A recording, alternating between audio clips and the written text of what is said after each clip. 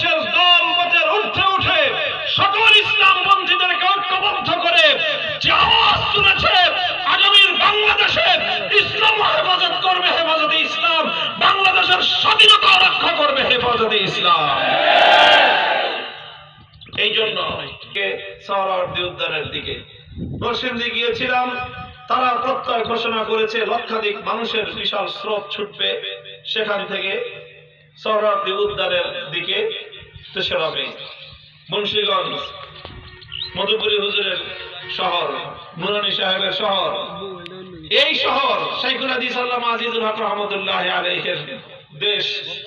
এই মুন্সিগঞ্জ থেকে আমরা এক মহান জনতার স্রোত, বামভাঙ্গা জনতার স্রোত, ইতিহাসের সর্ববৃহৎ গণমিছিল সহ সোহরাওয়ার্দী উদ্যানে আমরা উপস্থিত দেখতে চাই ইনশাআল্লাহ। প্রত্যেকটি গ্রাম থেকে, প্রতিটি পাড়া পাড়া মহল্লা মহল্লা থেকে আপনারা আজকে থেকে 2 দিন সময় আছে, সংযোগ সকলের মধ্যে সংগঠিত করে প্রস্তুতি নিয়ে পরিকল্পনা নিয়ে আপনারা গোটা মুন্সিগঞ্জ যেন 3 তারিখ সোহরাওয়ার্দী উদ্যানে উপস্থিত থাকে ইনশাআল্লাহ। এই যে আমার শাইখুল হাদিস রহমতুল্লাহ আলাইহি বলতেন, দেখেন এই যে চোরেরা শিং কেটে ঘরে ঢুকে না, শিং কেটে ঘরে ঢুকে চুরি করে। তো চোরা যখন শীত কেটে ঘরে ঢুকে চুরি করবে, শীত কাটার আওয়াজ, হালকা হালকা আওয়াজ হওয়ার সময় গৃহস্থ জায়গা যায়। গৃহস্থর যদি ঘুম ভেঙে যায়, গৃহস্থ দাও নিয়ে খাড়ায় থাকে, শীতটা কাটবি, তুই মাথাটা ঢুকা, তারপরে দেখি তুই কেমনে চুরি করস, আর তোর কল্লা নিয়ে তুই কেমনে বাড়িতে যাস।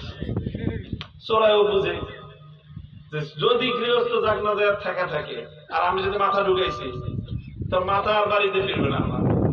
এই জন্য চোরাই করে কি, ওই পাতিলের মধ্যে কাপড় পেঁচায় নকল মাথা বানায়, এটা আগে ঢুকায়, ওটা ঢুকায়। যদি গৃহস্থ জাগনা থাকে, দেয় কোপ,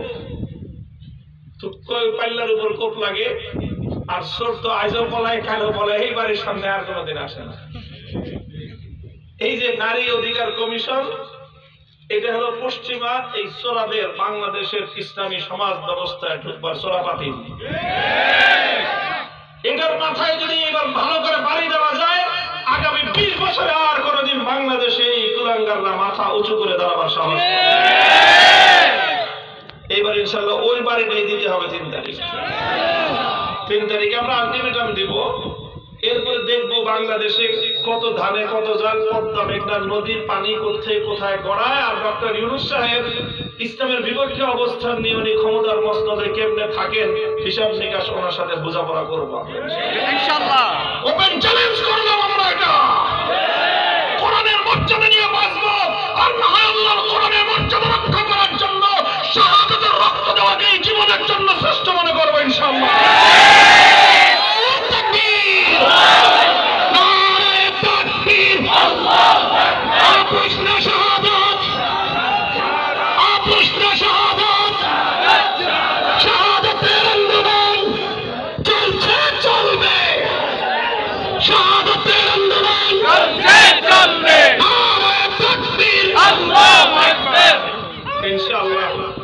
ইনশাআল্লাহ আপনারা প্রস্তুতি নেবেন তো? ঘরে ঘরে মা বোনদেরকে বলেন দোয়া করতে। মা বোনদের অধিকার নিয়েই আমরা লড়াই করছি। আমরা বলেছি ইসলাম সমান অধিকারের কথা বলে নাই, সমান অধিকারের কথা বললে মহিলারা ঠকবে।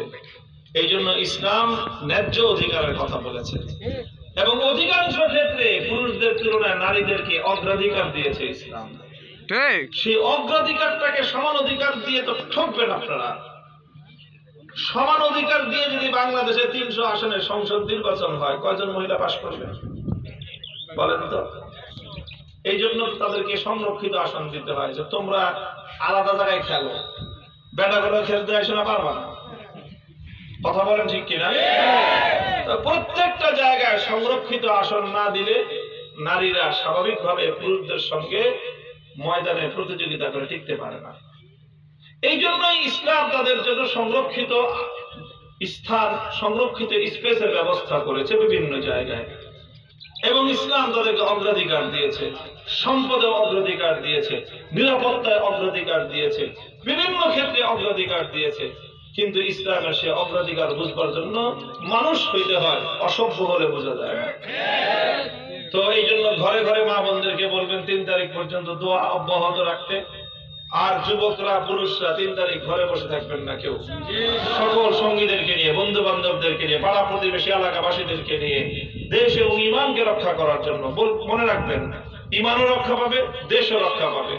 ঘুমায় থাকবেন, ঘুমের থেকে উঠে দেখবেন দেশও গেছে, ইমানও গেছে। এই জন্য দেশ এবং ইমানকে রক্ষার এই মহা মিছিলে 3 তারিখ সোহরাওয়ার্দী উদ্যানে সকলে ইনশাআল্লাহ শামিল হবেন। ওয়া আখিরু দাওয়ানা আলহামদুলিল্লাহি রাব্বিল আলামিন।